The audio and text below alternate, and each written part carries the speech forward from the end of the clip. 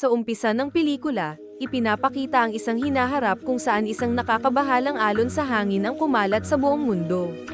Pinaniniwalaan na ang sitwasyong ito ay dulot ng sobrang pagdami ng mga elektronikong kagamitan na lumampas na sa limitasyon ng kalikasan. Para mapanatiling ligtas, palaging nakasuot ng protective masks ang mga tao tuwing lalabas sila ng bahay, ngunit sa tindi ng pollution sa hangin, hindi na sapat ang maskara para ganap na maprotektahan ang sarili. Dahil dito, isang kumpanyang tinatawag na Itera ang bumuo ng unang isang espesyal na produkto na kailangang inumin ng mga tao upang makapagpatuloy ng normal na paghinga.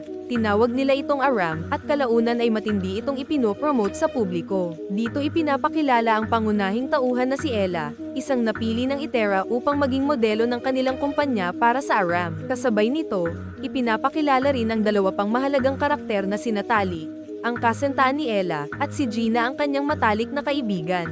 Isang araw, habang naghahanda para sa isang selebrasyon, isiniwalat ni Tali na mayroon siyang nakuha na isang espesyal na bagay na tinatawag na blue sa isang lihim na paraan. Hindi niya lubos na nauunawaan ang tunay na gamit nito, pero iniisip na maaaring makapagbigay ito ng saya sa party kaya dinala niya ito. Samantala, lumilitaw rin ang isa pang mahalagang tauhan na si Ella, isang scientist sa Itera na nangunguna sa mga pananaliksik ng kumpanya at ang utak sa likod ng pagbuo ng Aram.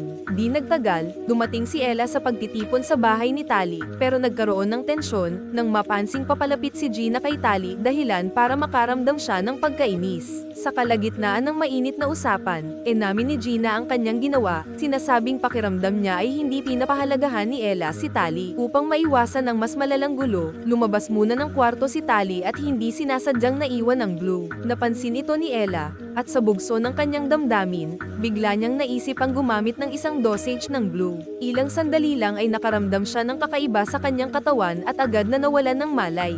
Habang nasa mahina siyang kalagayan, dumating sa bahay ni Tali ang isang lalaking nagngangalang Solomon, ang pangunahing tagapagkalat ng blue, kasama ang kanyang mga tauhan upang bawiin ang kanilang itinuturing na pag-aari. Sa pag-aakalang masusolusyonan ang sitwasyon, dinala sila ni Tali sa kinaroroonan ni Ella, pero pagdating nila sa kwarto, wala na roon si Ella. Dahil sa biglaang pangyayaring ito, naguluhan at nagalit si Solomon at ang kanyang mga kasamahan. Sa galit, tinurture nila si Tali at aksidenteng nabaril siya, pero hindi naman malubha ang tama. Dahil dito, napilitan silang tumakas agad.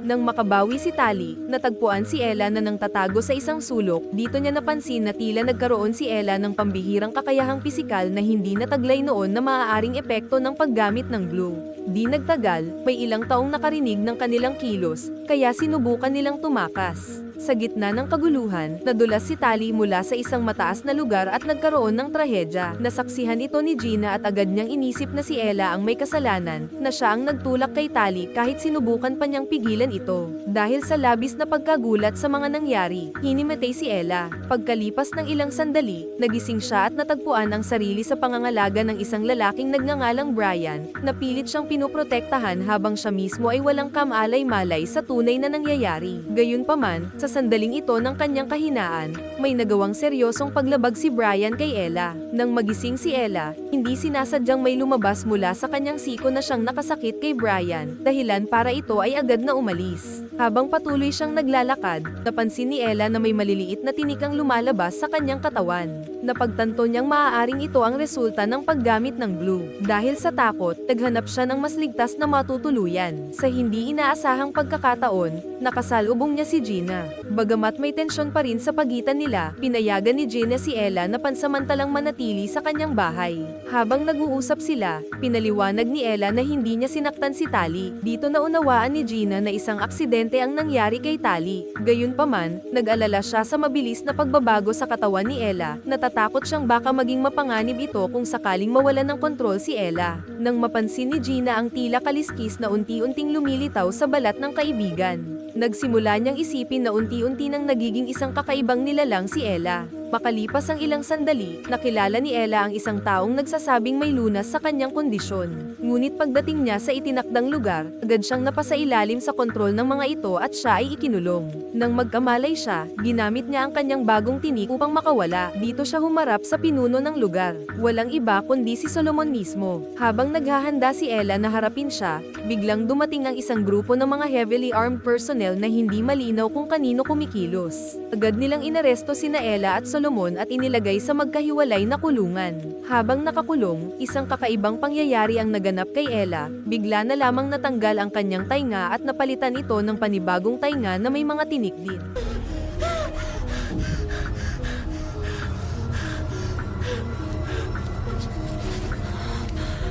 Dito niya nalaman na si Solomon pala ang tunay na lumikha ng Blue. Inamin nito na ginawa ang Blue upang matulungan ang mga taong walang kakayahang makabili ng iron. Maya-maya, dumating si Eric at isinapubliko ang katotohanan na ang mga tauhang kumuha sa kanila ay nasa ilalim ng kanyang utos. Napag-alaman niya na natunton niya si Ella matapos makatanggap ng ulat mula kay Brian, na matagal na palang may koneksyon sa kanya. Dahil sa paniniwalang maaaring matulungan siya ni Eric na bumalik sa dati niyang anyo, pumayag si Ella na sumama sa kanya patungo sa headquarters ng Itera. Sa loob ng laboratorio, isinailalim si Ella sa masusing pagsusuri. Lumabas sa resulta na ang kanyang katawan ay dumadaan sa matinding genetic mutation matapos niyang makonsumo ang higit pa sa inirerekomendang dami ng Blue. Dahil dito, nagkaroon siya ng pambihirang lakas at kakaibang pisikal na pagbabago. Para kay Eric, si Ella ay isang napakahalagang tuklas dahil siya ang kauna-unahang taong na-immune sa nakalalasong hangin. Sa kanilang huling pag-uusap, napapayag ni Eric si Ella na sumailalim sa isang espesyal na pagsubok na umano'y makakapagpanumbalik sa kanyang katawan sa dati nitong estado, at siya ay ikinulong sa isang soundproof chamber para sa proseso. Samantala, lihim na kinausap ni Eric ang isang mataas na opisyal ng Itera na tinatawag na The Chairman, at inilahad ang kanyang tunay na plano na nais niyang kapiyahin ang genetic mutation ni Ella upang magamit ito para sa kanilang sariling interest. Balak nilang gawing pangmatagalang test subject si Ella upang pag-aralan ang kanyang kakaibang katangian. Hindi inaasahan ni Eric na dahil sa high-end ang sense ni Ella, narinig nito ang buong pag-uusap nila ng chairman. Doon niya napagtanto na hindi siya tutulungan ni Eric, kundi gagamitin siya bilang eksperimento habang buhay. Agad na kumilos si Eric at ginamit ang isang kemikal upang hindi makalaban si Ella. Please, don't make this more difficult than it needs to be.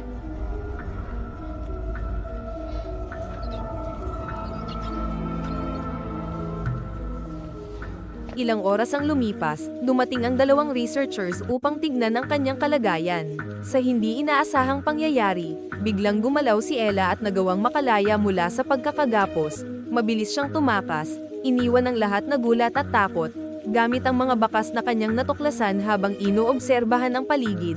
Tinungo ni Ella ang kinaroroonan ni Solomon. Sa kanyang daan, ginamit niya ang kanyang bagong lakas upang patahimikin ang isang gwardya. Sa wakas, natagpuan niya si Solomon, na nagpaliwanag na ang mga pisikal na pagbabagong nararanasan niya ay pansamantalang epekto lamang ng Blue. Lubos na nababahala si Ella sa mga pagbabagong ito, dahil pakiramdam niya ay nawawala na ang kanyang dating anyo. Muling napakalma siya ni Solomon at dinala siya sa isang lihim na bahagi ng pasilidad ng Itera kung saan nakatago ang pangunahing sangkap ng Blue. Ayon kay Solomon, ang material na ito ay nagmumula sa isang pambihirang klase ng tutubi na dating matatagpuan sa ilang bahagi ng South Africa. Ngunit dahil sa matinding pagkasira ng kapaligiran na di umano idulot ng Itera, tuluyan na itong nawawala. Dahil dito, ninanais ni Eric na makuha ang buong formula ng Blue upang gayahin ang genetic mutation ni Ella, upang makalikha ng isang bagong bersyon ng Aram na walang limitasyong dami. Isang bersyong magbibigay sa mga tao ng immunity laban sa lason dala ng hangin.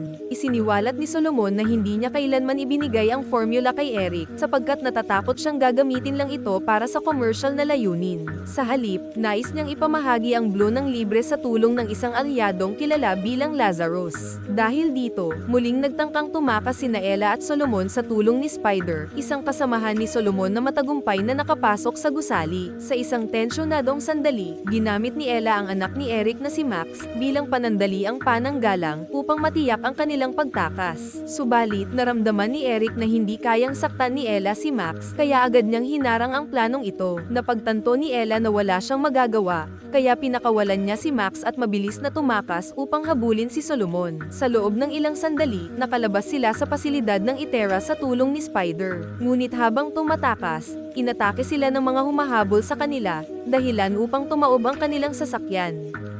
Bagamat nakaligtas si Spider, Take a nap. Come on. Now you'll get fired. Sweet dreams. sina Ella at Solomon ay napilitang manatili sa isang lugar kung saan hindi maiiwasan ang isang sagupaan. Dito, napagdesisyonan ni Solomon na isuko ang sarili upang bigyan ng pagkakataon si Ella na makatakas at magtago.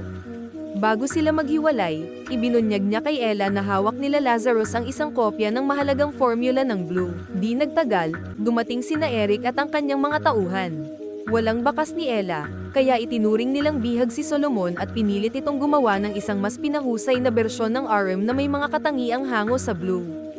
Habang lumilipas ang oras, lalong nagiging kapansin-pansin ang kakaibang pagbabago kay Ella tulad ng paglitaw ng mga pakpak sa kanyang likuran. Sa pagkatuto ng malawakang pinsalang idinulot ng lasong hangin, sa milyon-milyong tao sa buong mundo, napagtanto niyang hindi na siya maaaring manatiling nakatago. Sa huli, nagpa siyang hanapin si Lazarus. Nang matagpuan niya ito, nadiskubre niyang si Lazarus ay walang iba kundi si Angela, isang dating kasamahan ni Eric. Sa pakikipag-ugnayan niya kay Lazarus, ipinakita ni Ella ang kanyang kahandaang gamitin ang kanyang binagong katawan upang makatulong sa mas nakararami. Ang kanilang plano ay lumikha ng malawakang supply ng isang solusyon na katulad ng Blue, isang paraan upang mabigyan ng immunity ang sangkatauhan laban sa nakalalasong hangin, para sa ikabubuti ng lahat. At dito nagtatapos ang pelikula. Thanks for watching. Please like at mag-subscribe na kung hindi ka pa nakapag-subscribe.